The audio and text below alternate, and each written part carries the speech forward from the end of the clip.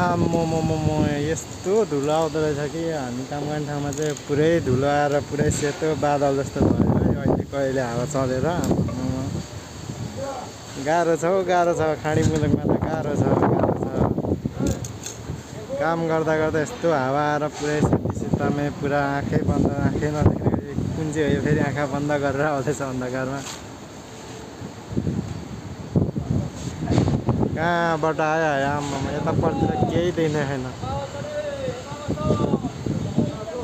लु हेरौँ है दुबईको यो हावा चल्दाखेरि कस्तो हुँदो रहेछ। यो हामी काम गर्ने ठाउँमा यस्तो हुँदो रहेछ बाहिर चाहिँ। आम्मामा रम्मल उडाएर पुरै लिइरहेछ।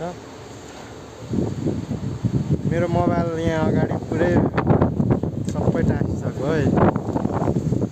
अब उता केही देखिँदैन त, केही देखिँदैन कि पर्तिर घरहरू छ, बिल्डिङ घरहरू छ, केही देखिँदैन अहिले कहिले। म चाहिँ यहाँ पुरै चस्मा लगाएर भिडियो बनाइरहेको छु। म चाहिँ यो धुलो आएपछि मैले भिडियो बनाइदिएको हो, यो सबैलाई देखाइदिउँ भनेर।